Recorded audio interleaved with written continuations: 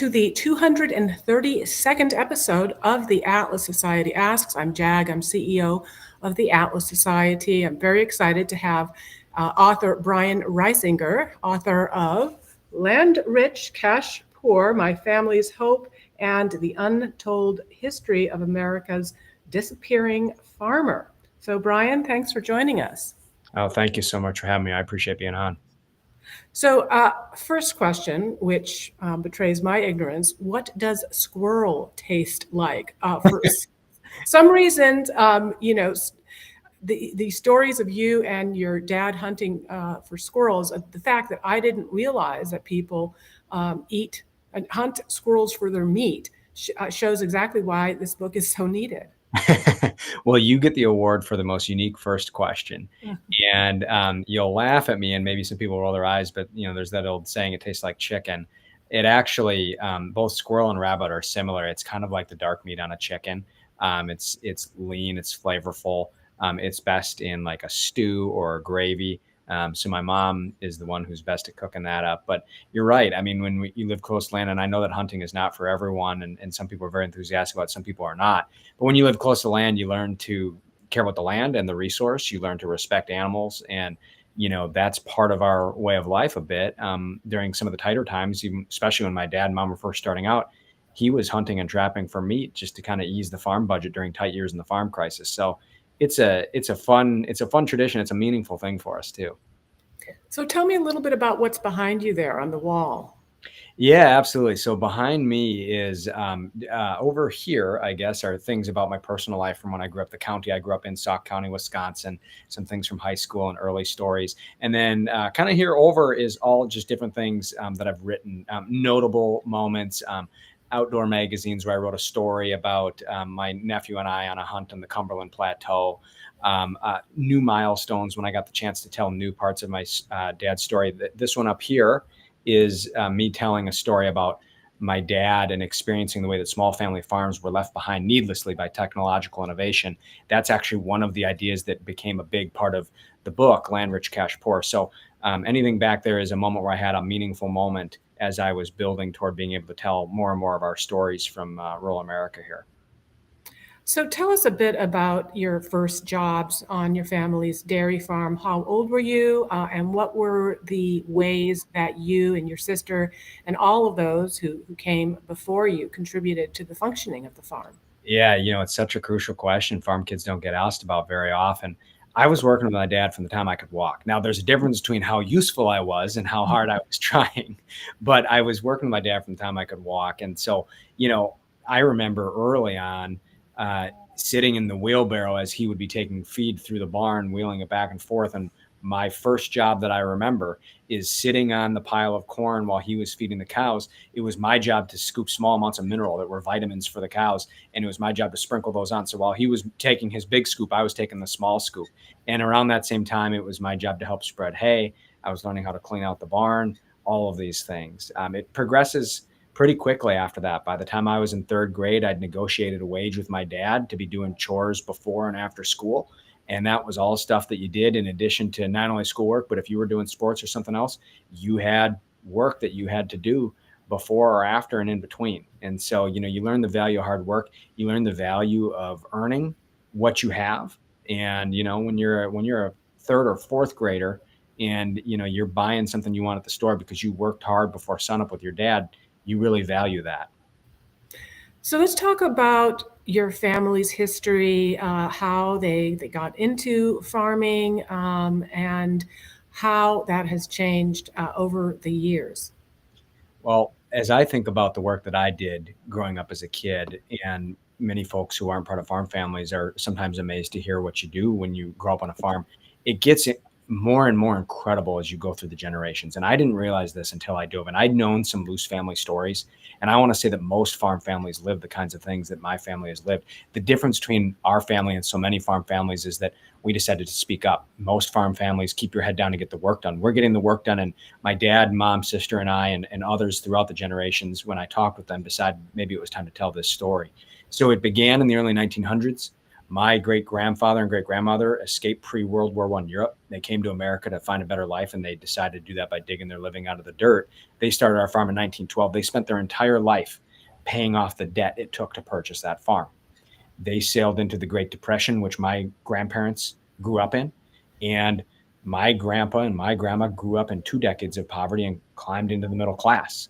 And we tell that story in the book. My parents took over shortly before the 1980s farm crisis, where America needlessly wiped out tens of thousands of farms because of mistaken government policies and all kinds of problems. My parents actually started their first year of marriage in a drought, and my mom still married my dad, and they went on to survive the farm crisis. And then my sister and I grew up during all of the changes that occurred through globalization of the 90s and onward, through the various recessions of the 2000s, through the COVID lockdown. And we've seen all of those challenges. So we tell stories in the book of farm accidents, weather that blesses or threatens, economic hardship, human resilience. And it's just an honor to be able to tell those stories. And we decided we want to do it in an honest and raw way. So we deal with a lot of challenges that we faced along the way as well. So how challenging, I mean, given that you have this very long family history stretching back over a century, how hard was it for you personally to seek a career trajectory beyond your family's farm? And when did you realize that you wanted something different for yourself? Yeah, I think it was always there to a degree. Growing up, I loved where I was from. I loved my roots. I loved growing up in the country. I didn't have the talent, for cattle and crops like my dad did and like my sister does. And I was always searching for what is it that I need to do. And I think every human being has something that they're geared for, that they have the talents and passion for. And mine was words. And I think I did. When I really realized it was actually at a really meaningful turning point in our family. Every farm generation has a chance and a time that they have to step up. And when I was 14, my dad became very sick. He had some internal bleeding, dealing with some digestive issues that turned out had also to do with cancer. He had a very serious operation. And my mom sat me down and she said, we've got, a guy down the road, guy named Ed Widener, who was a mechanic who'd grown up on a farm. Ed's going to come help. But, Ed has family of his own. He's got a job of his own to provide for. Excuse me, getting a little emotional just thinking about it. And she said, you're gonna have to help him because he can't do everything. And I had been working with my dad by then for a good 10 years, but I was only 14. And I stepped up and had to do a lot of the work of a man at that time. And, the irony for me is, although I was so proud to do that, it's also what drove home for me that it wasn't my calling. And it was shortly after my dad came back to work. And I think at that point, he had hoped that maybe this meant that I really would have turned the corner and would be the kind of, son ready to take over the farm that he needed. And that was the year that I realized that it wasn't. And so I later talked to my dad about that and went on to pursue a writing career. I'm grateful now to have come back around to tell our stories. I'm involved in the business side of the farm, and all farm kids get thrown in tractors on their days off. And so I'm happy to be part of it from that standpoint. But for a long time, I carried that guilt around and that sense that I was the first son in our family on my dad's side to go to college. I was an honor. I was also the first eldest son in 4 generations not to farm. And I carried that around and learned how to deal with that. And I guess I'm still maybe learning, and maybe writing the book and telling the story is a little bit of a chance to lay some of that down. Partly therapeutic. All right.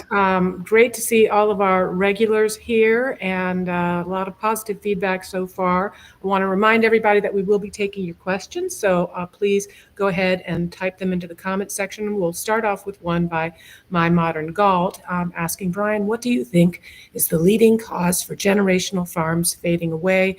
Are younger generations less interested in taking on the family business? That's such a great question. And you're right to raise the issue of young people. I think that it's an element, but I think that the root issue goes back to the crushing of economic opportunity that our country has done for farmers. That's happened in various ways: economic, political, and technological decisions that we've made, mistakes we've made throughout the history of this issue. But more recently, what we're dealing with is that the costs of production, the cost of what it takes to produce our food, are going up, up, up. And the prices that farmers receive may go up, may go down, but they almost never keep pace with those increasing costs. And there's a drive toward greater and greater economic scale at all costs that is a result of that. There are ways that we could have mitigated that. There are things that we can still do about that, but that is a crushing force. What it means is that so many of our family farms do not have the kind of opportunity that the next generation ought to have had for a long time, even though my great-grandparents and grandparents and parents came through many crises. The American farmer was still climbing. Now, farms were disappearing at that time, and many of the problems we deal with now were taking root then. But there was still opportunity. There's less and less of that opportunity. That ties into young people. I see where I'm from, my nephews, all kinds of kids, very interested in agriculture. They're part of FFA, they're part of 4-H. And then what do? They go work in the trades. They go to the military. They work in maybe agriculture, but not farming directly. They might go off to college. All those things are honorable things to do. But they're not pursuing farming, not because they're not interested in it. They're not pursuing farming because there's no economic opportunity there. Nobody has a guidance counselor in high school telling them, hey, you ought to go into farming. They're getting all of these other forces and pressures, and they want to be hopeful about their life. They're trying to figure out what they can do to contribute and move forward and have their hard work contribute towards something. And farming has been a dimming light in this country for too long for them to see that that's an option for them in many cases. All right. Alan Turner asks, have government subsidies aided or hindered farming? What about farming regulations? It's a complicated answer. I'm going to take regulations first because that's a little more straightforward. Generally speaking, as so many listeners of this show are going to know, regulations add cost. There are times and places for regulations, but the level that they've reached with our federal and state governments across the country is so often the case that it is adding cost and not necessarily providing the benefit that it was supposed to, or there are unintended consequences. And it is the smallest farms. The big farms have to deal with that too, but it is the smallest farms who don't have the army of accountants and lobbyists and lawyers to navigate this, or the economic scale to absorb that cost. So oftentimes it's ironically the family farms that suffer the most through that. Now, the part about subsidies is more complicated. And I will say that I'm a person who thinks that we should have as much of the market directing what's going on as humanly possible.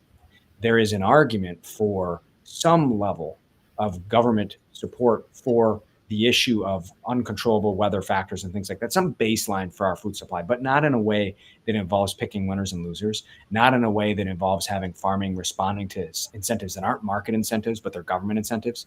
What we have right now is we have subsidies that have been built up in so many ways, and our government has never really gone through and reformed them fully. So you could argue for or against a particular program in one case or another, but that's almost irrelevant because what's happening is they're being piled on top of one another. And they're often contradictory, and they steer toward particular types of industries or particular types of farms. And then on top of that, as many people who listen to the show know also, government over time will be prone to abuse and favoritism as well. So are they functioning the way they should? Are they contradictory? Are they, being abused or being utilized for favoritism? All of those things are problems that have piled and compounded over the years. So we have a situation where some farmers are simultaneously dependent to some degree on that income from government subsidy, and they sort of need to do that to have some sort of a stable income. And yet they want to be doing other more entrepreneurial things in our economy, and there are not enough opportunities, not enough market for that. And one of the reasons for that is the way that the government has twisted the situation over decades upon decades. So circling back to regulation for a moment, there is the case of, big tech companies that actually welcome regulation because they've got the legions of lawyers to handle it. And they almost welcome it because it's a way of guarding against competition because the smaller startup competitors can't afford to employ that level of compliance control. Do you feel like there's any suspicion that some of the bigger players might actually welcome the regulation as well? Do they actually even see smaller farms as competition, or is it a different dynamic? I think that is something that exists in industries all across the American economy. And the issue of regulatory capture, where a player from an industry is able to get their arms around the hand of government so strongly that they're able to steer it in their favor, I think that's a very real thing. The other thing that's going on is that's just one of a legion of anti-competitive practices that really large organizations can do. And I want to be clear, this is not just happening in agriculture. The reason this is happening partially is because this is happening all across the American economy. most of our industries are dominated in one form or another. And so the food companies are keeping up with the rest of the economy. The ag companies are keeping up with the food companies. The farms are keeping up with the ag and food companies. And so we still have many small farms in this country because of how deep of a tradition that was, and the tradition of small land ownership and entrepreneurship in this country. But so many of them have gotten bigger trying to survive, sort of keeping up with the Joneses in a way that really spans our entire country, our entire economy. And you're right, although it happens in many forms, regulatory capture and using government, the arm of government, to your own benefit is something that absolutely happens in industries all across. And I think that's something that farmers face. So, on the other side of the spectrum of small landowners, how do you view Bill Gates becoming the largest landowner of farmland in America, buying up over 250,000 acres across 17 states? Well, I hope he does something with it that is meant to ultimately put land back into the hands of more people. I think we're in a better place when we have more small actors competing in any particular space. I can't say I know what's in his heart and mind and what he wants to do, but I think it's alarming anytime we have a trend, which we have had, where we go from a tradition of many small landowners or many small entrepreneurs, many actors competing naturally, to something being concentrated into a few hands. And so I think that we really need to be careful about where we're going when we do that. And the people who end up having their hands on large amounts of farmland, I think they need to be bearing in mind it's not simply a financial investment, but it is the land that sustains us. It is ultimately our food supply. And also farming is, and that, by the way, affects the health of our food, the price of our food, the availability and security of our food. But also, I think that the American farmer and small business and entrepreneurship in this country means something to people culturally. So it's not only the farms that feed us, but it's a part of ourselves that we lose if the people who end up holding a lot of that farmland aren't good stewards of it and don't ultimately find a way for that to go back into the economy in a natural way, in my view. Any thoughts on China's purchasing of farmland in the U.S.? Should we see that as a threat? That is absolutely alarming. And that is prone to some of the same forces, but additional, far more nefarious impacts. So as we have gone, now, when we had the height of the large number of farms in this country was in the early 1900s. There's about 6.5 million farms. We now have less than 2 million. So we've lost 70% of our farms. That's a rate of 45,000 per year on average for a century. When that happens and you have farmland that is not owned by as many small hands, but it is owned by fewer larger organizations, it's much easier for a foreign adversary like the Chinese to come in and with one deal, make a deal with an organization that cares only about shareholder value, may not even have anything else at heart. And in one fell swoop, they're able to get large amounts of land. Now, the Chinese have over 300,000 acres at this point, and we have seen the amount of farmland owned by foreign countries grow by 15% in just 2 years. It's still a relatively small amount, but it's growing exponentially, in part because of this phenomena of the disappearing American farmer. To add to that, they're not only getting their arms around our food supply, which is something we should be concerned about economically and national security-wise, but they're buying farmland near military installations. And I think we're all smart enough to know that that's not a coincidence. All right, a question from Kingfisher21. The UK farmer is really facing a threat to their entire livelihood due to new inheritance tax law. Is there anything like that threatening American farmers? It's a great question. I certainly hope that there aren't new tax threats like that on the horizon. But America, although we in some ways have a system economically and politically that is free of some of the things that you'll see in Europe, we still have, a mixed economy that has a lot of real challenges. The inheritance tax, the death tax is a real challenge and problem for family farms. And I think this is a familiar concept to so many of us, but for what it is worth, we have farmland that is taxed as property for property taxes. We have income from that farming operation that's taxed as income as a business. And then that land, at the moment when a family is at its most vulnerable, when the older generation has passed away and that land is passing to the next generation, there's a death tax that can in many cases be so crushing that the next generation can't afford to keep that land. The tax burden is so high that they have to simply turn around and sell that farmland for development. They get some money out of that, but they lose so much. And that goes back to the dilemma that family farms have, which is as it gets harder and harder to make a living each year, you are heading toward facing that moment where the farmer maybe has to say to his kids, I don't know if we can make it anymore. And the flip side is the other thing you can do is you can sell the farm. And when you do that, you lose everything else, because when you grow up on a farm, It's not only your mom or dad's job, but it's your home, it's your community, and it's your heritage. In our case, 4 generations, and there are many that go much further back than that. Jackson Sinclair asks, has new farming equipment and technology hindered more than helped farmers? Any thoughts on the, quote, right to repair case against John Deere? That is not a case I have heard of. That is a great question. The answer on technology is that it can and should be a solution for farms of all sizes, including small farms. It is not right now. We have reached the point of diminishing returns on our technological innovation, and here's why. For a long time, we had technology that was moving, and we talk about this in the book going back decades. We had farm technology that was making it so that farms could take on more acres and more animals with fewer people breaking their backs to do that. At some point, that was a good thing because it was society progressing, right? At one point, everyone used to grow their food. And then we started to move away from that, but people were still paying about half their household budget for food. As farming became more efficient because of that technology, it got to the point where, Americans spend about 10% of their budget on food, generally speaking. That got worse here in recent years. But generally speaking, that was the case. Now, here's what happened. In the 70s and 80s, we got to a point where farm labor had caught up to manufacturing labor in terms of wages. And so we no longer had to have technology that was helping farms get bigger and bigger because we were losing labor to the city. And so there had to be ways for farms to get bigger to keep on feeding the country.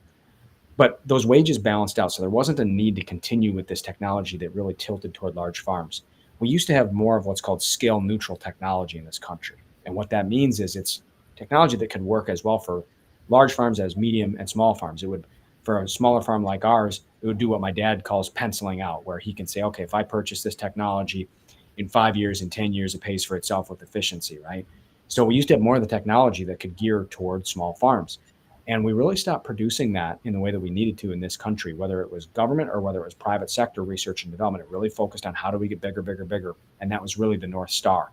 And so we had farms that were efficient. We had farms that could play a role. We had farms that could have niches. We had farms that could withstand economic hardship, but they couldn't withstand technology tilting the tables against them as well. So in that way, technology, although it's both a help and a harm, it has reached the point of diminishing returns, and we need to gear it toward helping farms of all sizes if we want to stop this issue of the disappearing American farmer. Now, on the issue of right to repair, that is such a good question.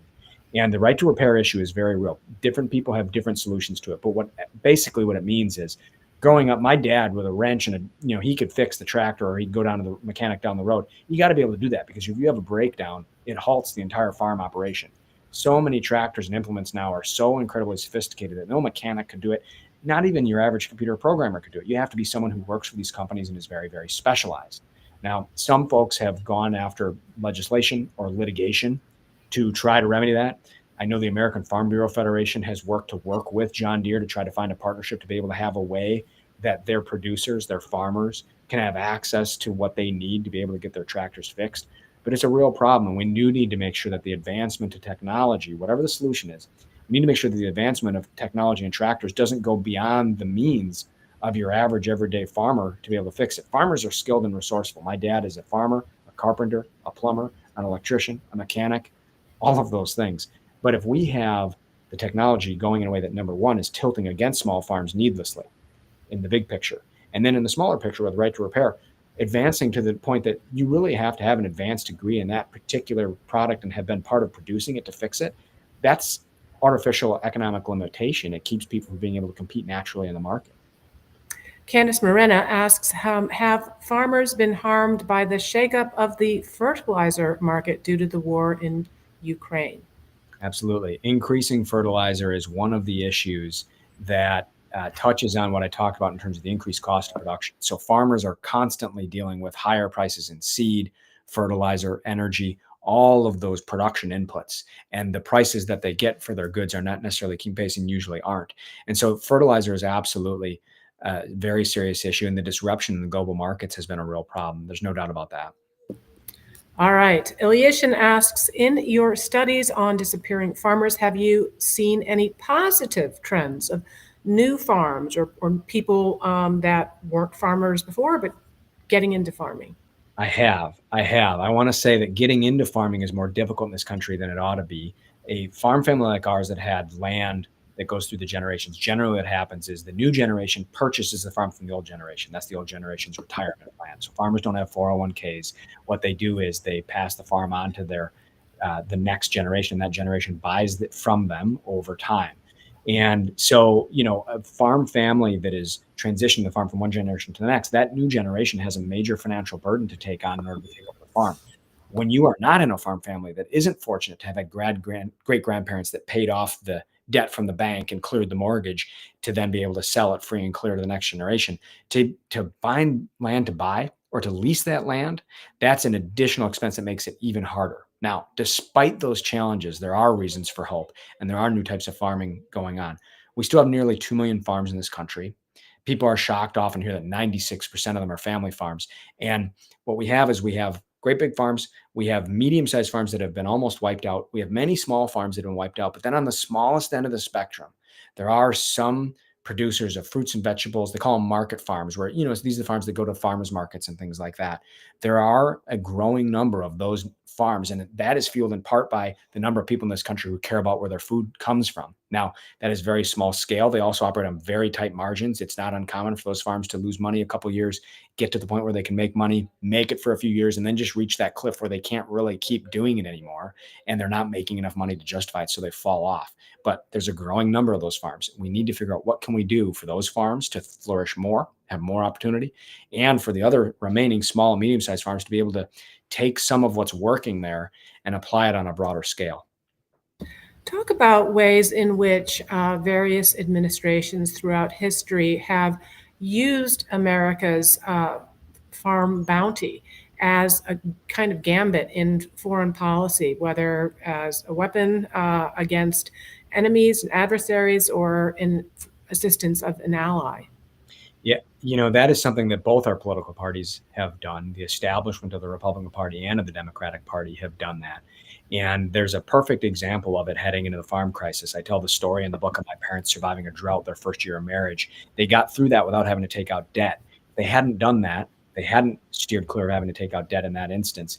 They would have gone into the farm crisis with debt, and we may have well been wiped out with the tens of thousands of other farms that were wiped out in that fashion. There are a number of things that caused that crisis. But one of the things is exactly what this question refers to, which is we had a situation where the Nixon administration had secured a deal for American farmers to sell large amounts of grain to the Soviet Union. And this is something that both parties had supported in various ways. And the idea was that, quote, food is a weapon. Nixon's ag secretary said that at the time. But it's a maxim that both parties embraced. And the idea was that by supplying food to the Soviet Union and getting them dependent on us, farmers were not only pursuing economic opportunity for themselves, but providing a diplomatic tool to the American government. The American government could use that as a hammer, say, hey, you need us to feed you, so we need you to do this, we need you to do that. So it's used in the battle against communism, which, of course, so many Americans are united behind the idea of the battle against communism, particularly in that era. But what happened is we then turned around and had a situation where the Russians didn't listen, didn't comply, and they went ahead and invaded Afghanistan, even though America told them at that time, don't do that. So now President Jimmy Carter, a Democrat, tried to wield that weapon, that food weapon, and he put in place, of course, the embargo, including the grain embargo against Russia. Now, that didn't ultimately change their behavior. They found other places to buy food from. And what ended up happening is you had farmers who had done more and more growth of grain, had grown, had built in capacity for these markets, and suddenly the markets that the government had opened for them were shut down by that same government. And so what farmers really learned is that when food is a weapon, farmers are really the collateral damage in that battle. All right. Speaking of presidential administrations, President-elect Trump won the rural vote by even higher margins than he did in 2020 and 2016. What are some of the chief concerns or aspirations that are driving rural voter affiliation with Trump's populist brand?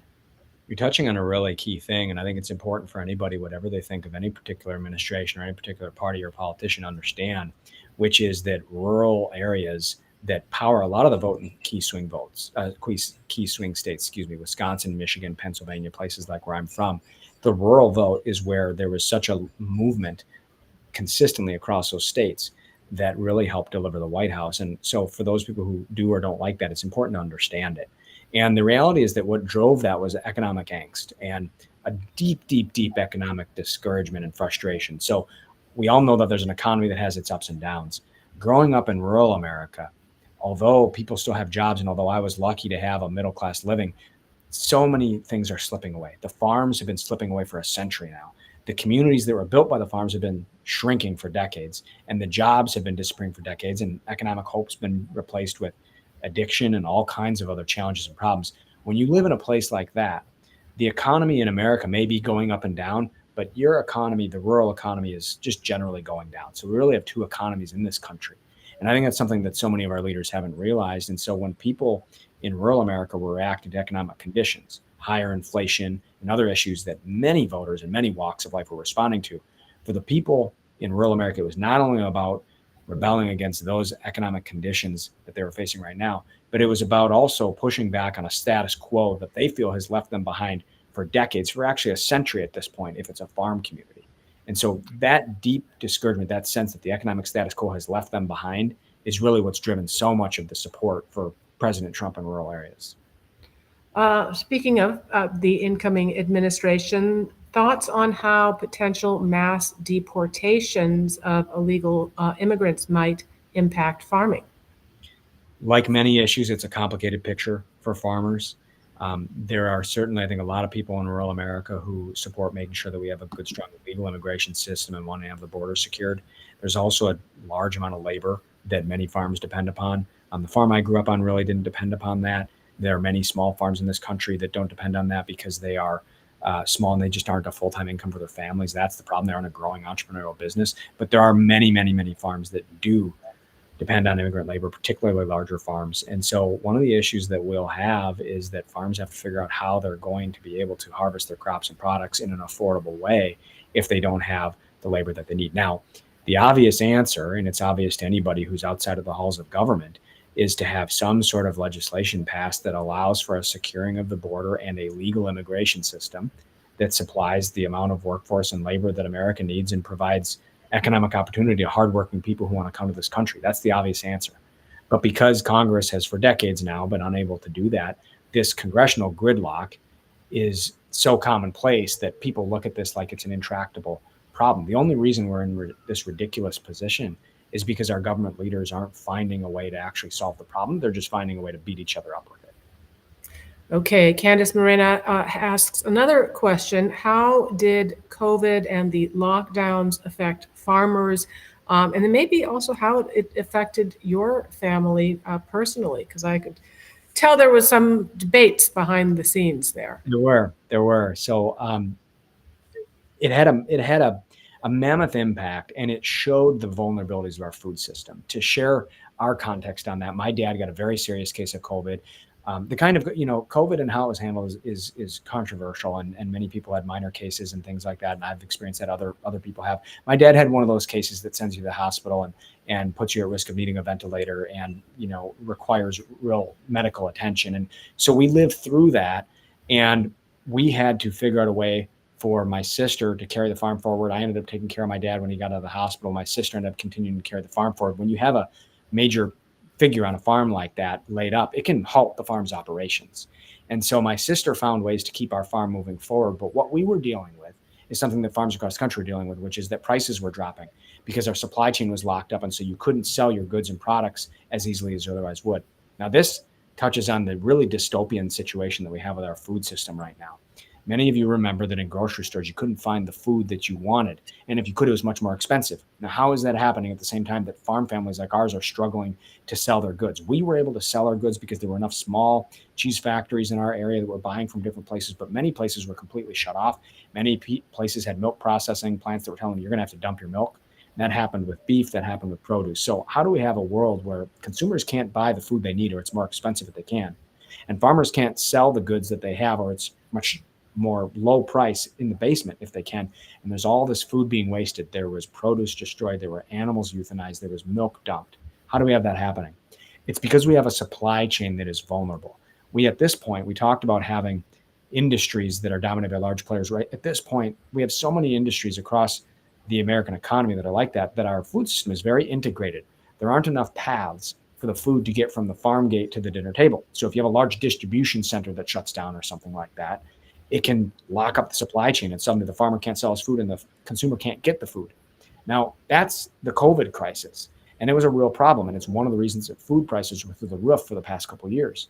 But it isn't just a moment in time. This happens all of the time, whether it is bird flu driving up the price of chicken or eggs, whether it is invasive pests, whether it's weather events, whether it's global crises. We have all kinds of things that have that kind of shock to our system all the time.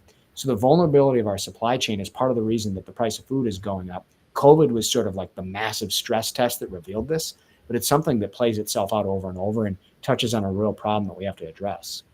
Talked about when your dad was sick, you were caring for him and your sister really stepping up to run the farm. Were there any particular challenges as a woman running a farm? I mean, she's running it now.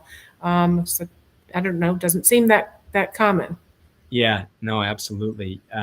She absolutely has faced those challenges. And she's come up through what is, I would say, kind of ironically a man's world. And the reason I say ironically is back in the day, in the early 1900s, my great grandma, my grandma, they were women working alongside of their husbands, working alongside the men in the fields, doing the work of men. And so in many ways, farm country was showing that women could do the work of men long before Rosie the Riveter is concerned. But as we moved through time and as economic opportunity faded in rural areas, and as our country's focus shifted from rural areas to urban areas because people were moving, there really weren't trailblazers whose stories were told in farm country about, breaking that glass ceiling like we have in academia and corporate America and so many places in the American economy. And so, although ironically, women have been doing the work of men in farm country for decades, women like my sister in the modern era, they are coming in and trying to take over farms when there haven't been trailblazers showing that women can do this. And so she's really a trailblazer, I would say. She has had men that she has encountered who would come into the yard and be trying to sell a product to my dad, and they wouldn't even look at her or answer her questions, let alone realize that she was part of the decision. She's had times where she went to go get machine parts and people said, shouldn't a man be getting this? She's had people who haven't taken her seriously when she's trying to negotiate with them for business. And all of those things, they pile up, and it's maybe not overt hostile sexism, but it is a kind of barrier that tells you you're not supposed to be here. And I'm really proud to say that my sister's overcome that. And she just kind of adopted the attitude of, if they don't want to do business, if they don't want to respect me, they're not going to be able to do business with me. And she always had the backing of my dad. And people began to realize that if you didn't deal with my sister, Malia Reisinger, you weren't going to be dealing with the Reisinger farm.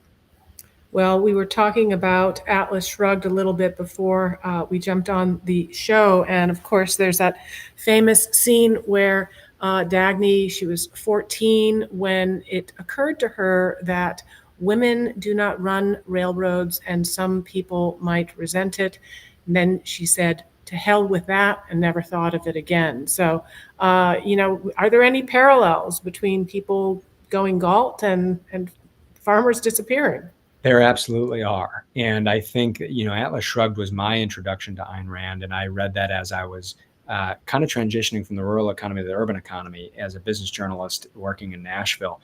And I realized something, which is that the place of production in our country, the people who are producing, the people who are contributing something meaningful to society, is not always equivalent to how our society is rewarding things. Sometimes that's because of government and other things getting in the way and twisting what we incentivize in this country. But whatever the case, I think we have a situation where farmers have been putting in the work, producing food affordably, often at below cost, and have been doing this for so long that we're in danger of farmers shrugging. And perhaps part of that is what we're experiencing is that great shrugging, because we have economic forces that have been wiping out farms for decades. And there are people in farm country who have made the choice they've had to make, where they've had to sell their land, have had to move on from farming. We cannot be in a position where we continue to have farmers feel that their productivity, their production, their contribution to society is not meaningful to us. Because if that happens, it will continue to contribute to the disappearance of our farms. And the math is actually very shocking. Although we still have 2 million farms in this country, and although 96% of them are family farms, there's reason for hope in that. We also have less than 2 million farms, and at the rate of 45,000 a year, which is the average rate of disappearance we've had for the past century, if we have that for another 40 years, we will essentially wipe out the rest of the family farms in this country. And I suppose that might be one of the closest things that we could see in this country to Atlas Shrugging if we were to lose the family farms that feed us. All right. My Modern Galt, obviously clearly inspired by Atlas Shrugged, asks, many Americans eat cheap, heavily processed foods. Any thoughts on how to improve advocacy for fresh, foods and more support for smaller farms? Well, it's a great question. We're seeing more energy around this than ever before. More people care about where their food comes from than ever before. Some of the reason for that is because of in the wake of COVID, some of the issues that we talked about. What we really need is we need every American in this country to take a step toward purchasing their food in a way that creates more opportunity for our farmers. I always say, don't ask our politicians or don't ask someone else, anybody really, do you support the farmer? Because you'll get the hands, they'll shoot up in the air. Of course, I support our farmers. More than 70% of the American public trusts our American farm families. But our consumers, none of us really are making enough of our decisions around what will create new opportunity for our farmers. Now, here's the issue. It used to be that the food that was much cheaper was the heavily processed food, and all of the American economy was heading in that direction, and it was wiping out farms. The reality is that the food from our current food system, as we talked about earlier, has been increasing in price so much that our current food system really isn't all that affordable. There are times where you can buy something from a traditional place to get your food, and then you can go to a farmer's market or somewhere else and you can find an affordable alternative. Sometimes it's more expensive, sometimes it's less expensive. So we're not getting that affordability out of the traditional food system anymore. So what we need to be doing is everybody taking steps, full steps or half steps toward knowing where their food comes from, buying food that they know ties back to the opportunity for an American farmer. Now, we can't just blow up our current food system either, because it provides a need and we'll have food prices go through the roof if that happens. But we do have the ability for consumers to say, I'm going to buy some food from farmers markets or from the local butcher shop, or I'm going to go to my grocer and I'm going to ask them for local options, because many of them are willing to carry it if they know that there will be demand for it. And so doing more of that is something that can really help. We also need government policy to change. We need to remove barriers that stand in the way of new economic opportunity and entrepreneurship for farmers. We need to make sure we have fair and competitive domestic international markets. We need to make sure that technological innovation, to the point of our earlier conversation, is the kind of innovation that brings along farms of all sizes and doesn't turn against small farms. If we can remove some of those governmental and societal barriers, and we can have this moment where people care more about where the food comes from than ever, we can have more people stepping toward that, we can begin to transition our economy in that direction. But farms are small businesses, and they need to have the demand there to be able to justify the cost of making that change and to survive the transition. So we touched on subsidies earlier, and I came across this interesting statistic that since the early 1990s, the acreage planted in the basic big four crops, corn, soybean, wheat, and cotton, has expanded. This is despite growing demand for different kinds of grains and varietals. Now, the reason, some might argue, is that subsidies are heavily skewed towards monoculture farming, growing a single crop on most or all of a farm's available acreage. Any concerns that such policies lead to less food diversity? Yeah, it's absolutely one of the issues, and it's absolutely something that's driven by subsidies. It's also driven by some of the global trade that we pursued. Although trade can be a good thing, we need to have fair trade, and we have trade that had been tilted toward really benefiting the largest players who could produce the largest quantities of the lowest cost item. And so that was many of those commodity crops, combined with the fact that you have subsidies steering in that direction. Sugar is another example in our economy. So again, there's a discussion to have around what kind of government programs do we want to have? And I think everybody from all ends of the political spectrum have things they don't like about our current programs. It's also true that food like corn is a major staple. Soybeans are something that's a major staple of not only food products, but all kinds of other products. There's a lot of things you can do with soybeans. But we should let more of the market decide that and less of government decide that. Now, in order to change that, it requires reform of those programs. It also requires that we have growing market demand for other crops and products so that farmers can move toward those naturally in the market. It's a very important, careful thing, the type of reform that we need to do. But the current situation where we're piling government program upon government program and subsidy upon subsidy is causing all of the problems we talked about before, all the abuse and favoritism. And this is an example of that. I talked to one economist who's a great free market thinker.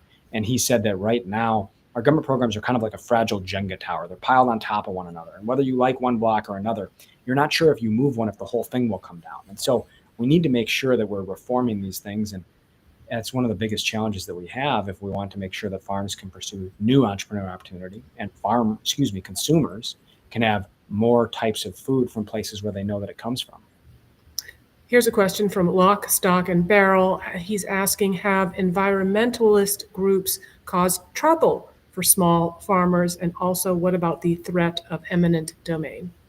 Yeah. So Environmental activism and farming, it is so amazing to me the degree to which it ends up being at odds when it doesn't need to be, in my mind. Farmers care more about their land than anyone. And there's so much common ground between farmers and people who care about our environment. They, care about soil quality because people who care about our environment don't want it polluted. Same thing with abundant water supply. They don't want it polluted. Farmers also don't want it polluted, but also they need healthy soil to be able to have sustainable business operations. They need abundant supplies of clean water to be able to water their crops. And so there's massive amounts of common ground that we could have. I would say that it is the debate around our environmental issues and the way that it puts us at odds that has caused these problems. There are many, many, many types of answers that are, really focused around government regulation that have to do with concerns about our climate, et cetera, that whether farmers agree with them or not, the reality is that they drive up costs for farms.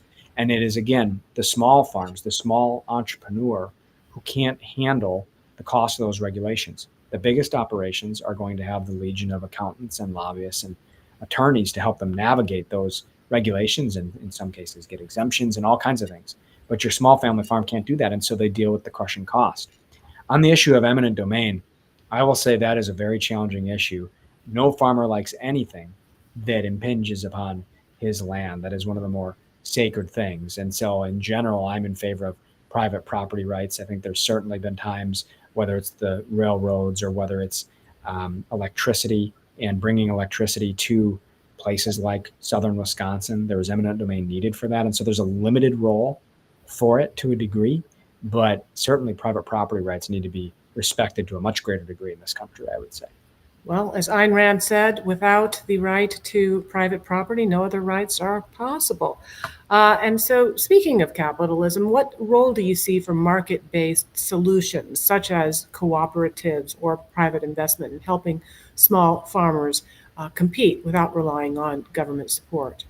It's a huge part of it. And co-ops have been part of the solution, and they need to find ways to be parts of the solution out in the future. But back in the Depression, when there were strikes around the price of milk and other things, co-ops became much more powerful because what they could do is they could come in and they could say, okay, we're going to get all these farms together and we are going to sell our goods collectively and we're going to have better bargaining power. And by the way, we're also going to turn around and we're going to provide services to our farms that we can purchase and bring the cost down.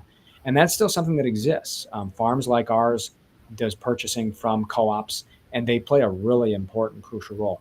We need more of that kind of private sector activity to be able to do more of that and to push back more, because market power is absolutely something that farmers deal with. But another example of this is the technology issue that we talked about.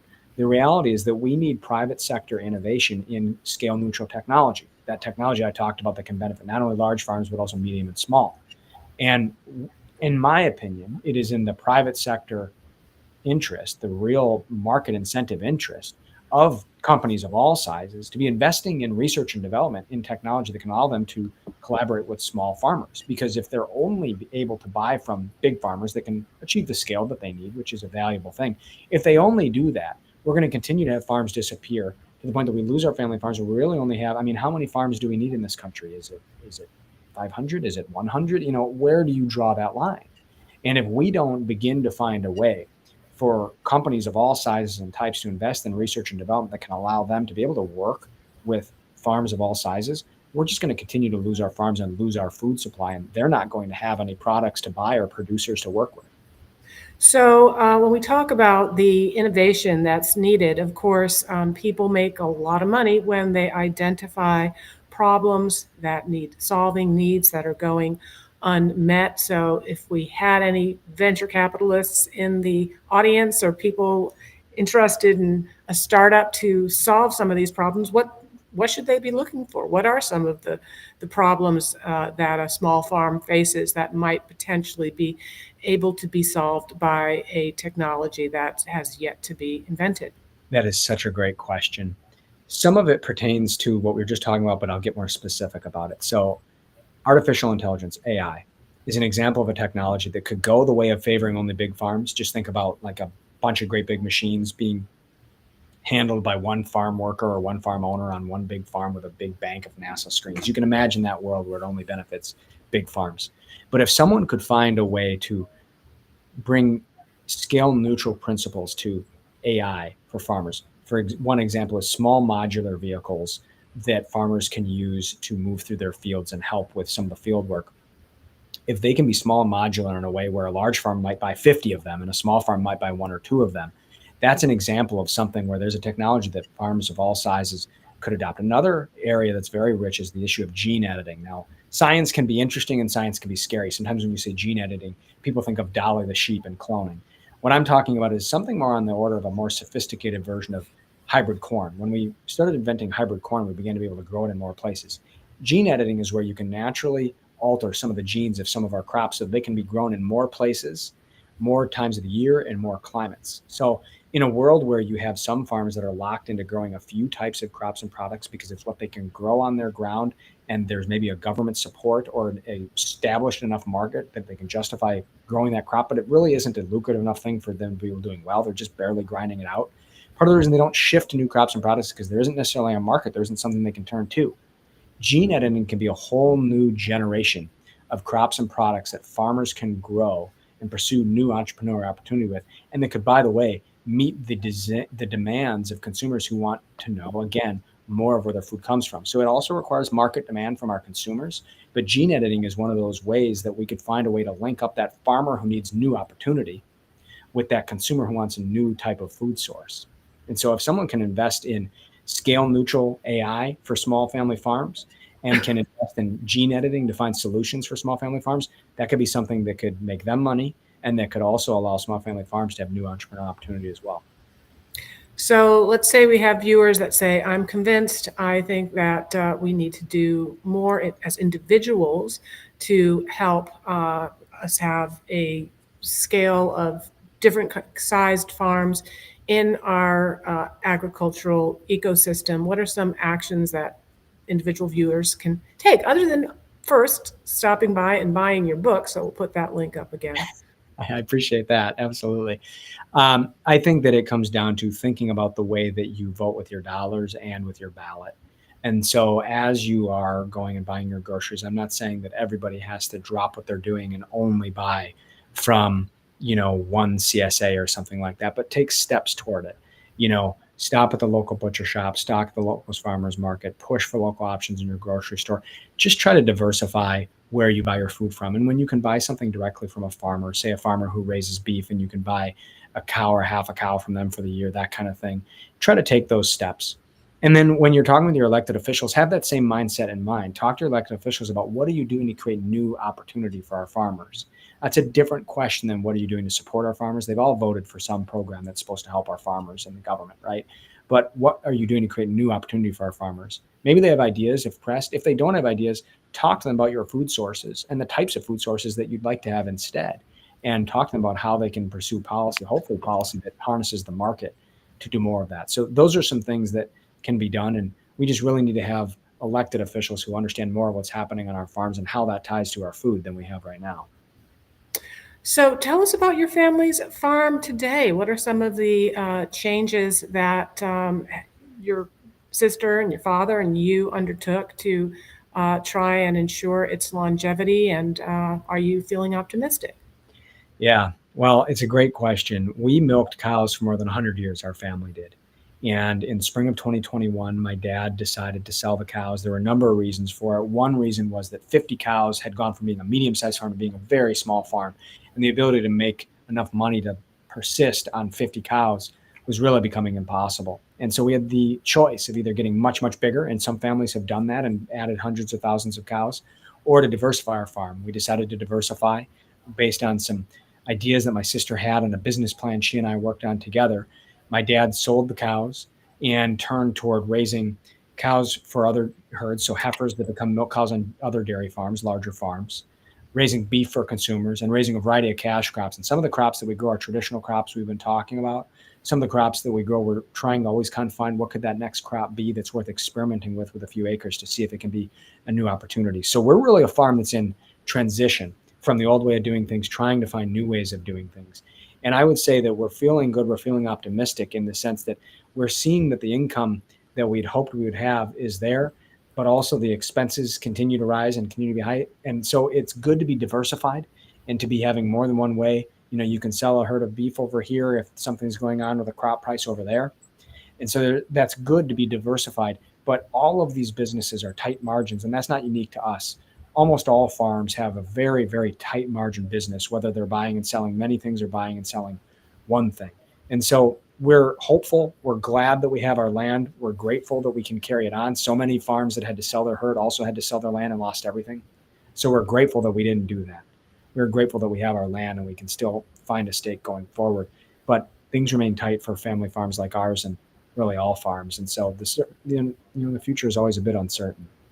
Well, remaining grounded in gratitude is more empowering than embracing victimhood. So, wishing you and your family much success with the farm and continued success in spreading this message with your wonderful book. So, Brien, thank you so much for joining us. Thank you for having me. People can find the book on Amazon, anywhere online, and also bookstores nationwide. I appreciate anyone who picks it up and just contributes to keeping this conversation going. Thank you for having me.